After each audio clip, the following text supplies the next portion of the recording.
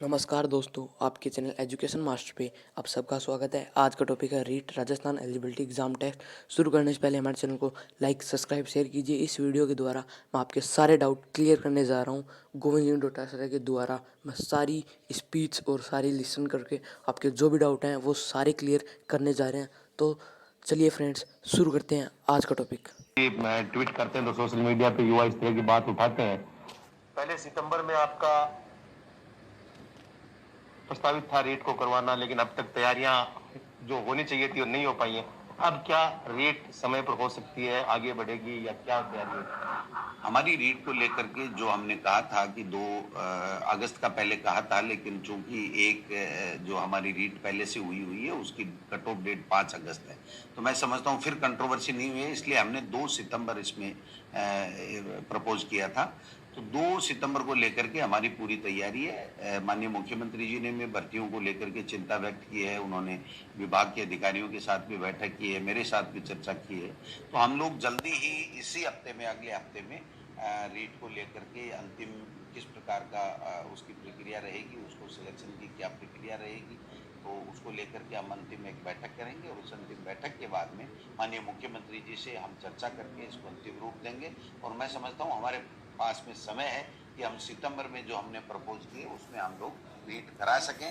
अगर किसी तरह का कोई बाधा कोरोना की वजह से और ज़्यादा नहीं आ पाती है, तो आज की तारीख में मैं ये कह सकता हूँ कि सरकार ने जो मंशा व्यक्त की थी सितंबर में रीट कराने की 21,000 पदों की, उसमें हम लोग काम कर रहे हैं और जल्दी इस पे अंतिम फैसला लिया जाएगा। एलडीसी को भी आप जिला आवंटित करने वाले हैं और उसके लिए पहले की दूसरे जिलों में चले गए थे, फिर वापस आ गई थी। उनके मन में भी एक शंका है कि कब तक उनकी दोबारा आप छुट्टी निकाले, कभी वो ज्वाइन करेंगे। एलडीसी भर्ती को लेकर के जो जिला आवंटन किया गया था उसमें कई तरह की शिकायतें लोगों के द्वारा आने के बाद में माननीय मुख्यमंत्री जी ने ये कहा कि जिस विभाग को जितने कनिष्ठ लिपिक आवंटित किए जाएं, वो विभाग उनको मेरिट के आधार पर और उनको व्यक्तिगत बुला करके पर्सनली बुला करके उसको एक गाइडलाइन के तहत उनकी नई नियुक्ति दे।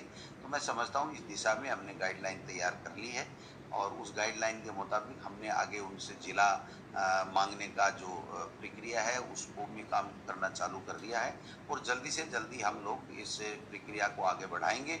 और मैं समझता हूँ चाहे एलडीसी की भर्ती हो, चाहे सेकंड ग्रेड के अध्यापकों की भर्ती हो, जिसके बारे में भी आप शायद पूछेंगे, तो ये सब चीज़ें हम लोग एक पाइपलाइन में है और निर्धारित प्रक्रिया से आगे बढ़ रही हैं और जल्दी इसको जुलाई माह में हम लोग इन दोनों भर्तियों को जो है वो धरातल पे उतारेंगे और हमें कनिष्ठ लिपिकों को भी नियुक्ति देंगे और सेकंड ग्रेड के हमारे जो वरिष्ठ अध्यापक हैं उनको भी सर, कुछ नवाचार आपके द्वारा इस कोरोना काल में किए गए, चाहे वो आकाशवाणी से पढ़ाई की बात हो, दूरदर्शन से हो, आपका स्माइल प्रोजेक्ट हो, किस तरह का रिस्पॉन्स अब तक मिल रहा है? क्योंकि आपके पास फीडबैक आता होगा।